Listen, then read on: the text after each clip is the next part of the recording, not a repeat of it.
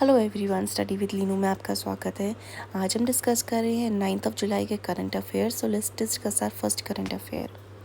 India's first wooden gurdwara. जी हाँ, India को मिला है फर्स्ट वुडन गुरुद्वारा जिनका नाम रखा गया है श्री नानक निवास। इसे बिल्ड किया गया है फाजिल्का डिस्ट्रिक्ट पंजाब में। ये एक रिमार्केबल फ्यूजन है of spirituality, architectural brilliance and personal devotion का। इसे कंसेप्चुलाइज और बिल्ड किया गया है by SSP Bhupendra Singh Sidhu in just 3 months. ये गुरुद्वारा जो है, इसके लिए जो यूज़ करी गई है वुड है देवदार वुड जिसे कहते हैं, सेडार। इंपोर्ट किया गया है फिनलैंड से, known for its strength and resistance to moths, sunlight and rain.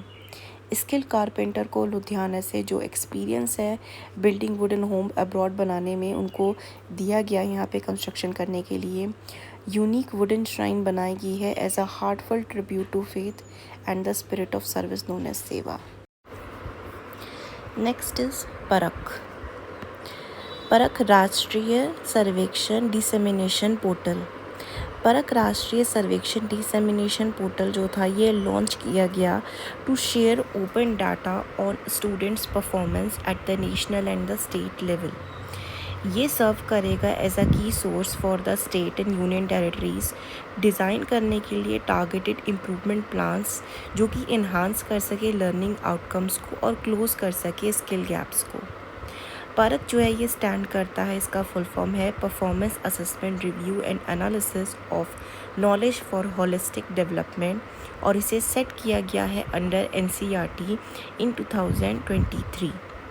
इसका ऑब्जेक्टिव है सेट करना ऐसे नॉर्म्स, स्टैंडर्ड्स और गाइडलाइंस को स्टूडेंट के लिए असेसमेंट के लिए as per the national education policy 2020।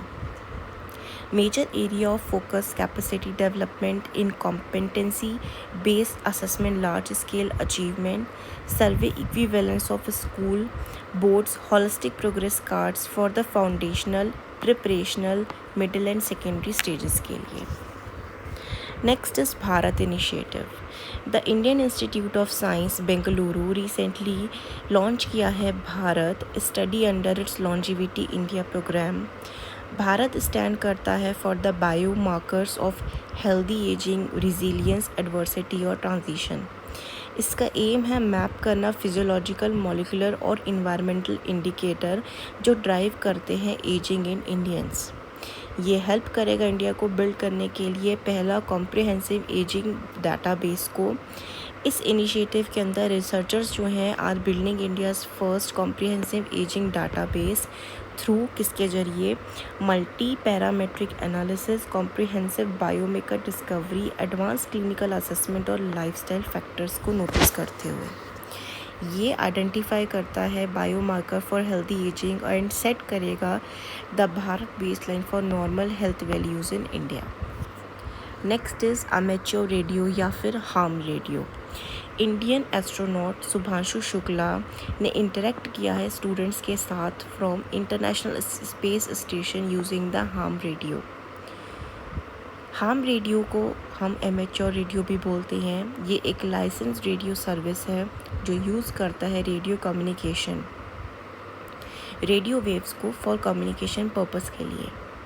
It is used for education, knowledge sharing and emergency or SOS communication. It needs a transceiver antenna and dedicated frequency जो कि operate करेगा by the licensed ham operator. Communication जो हो सकता है ये local, global और even in space में भी हो सकता है जैसे हमने देखा यहाँ। In India anyone above 12 years of age use कर सकता है हैम रेडियो को with license from the ministry of electronic and information technology. India में हैम रेडियो को यूज़ करा गया for making emergency contact during the Bhuj earthquake जो 2001 में आया था, इंडियन ओशन सुनामी जो 2004 में आई थी, और उत्तराखंड जो फ्लड आए थे केदारनाथ में 2013 में वहाँ पे, और ऐसे ही सच कैलेमिटीज़ में यूज़ किया जाता है। नेक्स्ट इज़ ग्रिम इतिहास। ग्रिमित्याज वर इंडियाज़ इंडेंचर्ड लेबर जो कि इंडिया छोड़ करके गए थे 19th सेंचुरी में वर्क करने के लिए ब्रिटिश कॉलोनीज़ में। प्राइम मिनिस्टर मोदी जो हैं अभी इनके डिसेंडेंट से मिले ग्रिमित्याज के, जो कि अब लिव कर रहे हैं वहाँ पे एक सक्सेसफुल लाइफ बिना किसी स्ट्रगल के। द टर्म ग्रिमित्या जो था ये आता है वर्ड ग्रिमित से एंड इंडियन प्रोनाउंसिएशन है और इसका मतलब है अग्रीमेंट। सो इंडेंजर्ड लेबर जो थे ये वो लोग थे जिसे ट्रांसपोर्ट किया गया था वर्क प्लेसेस में, जैसे कि फ़िजी हो गया, मॉरिशस हो गया।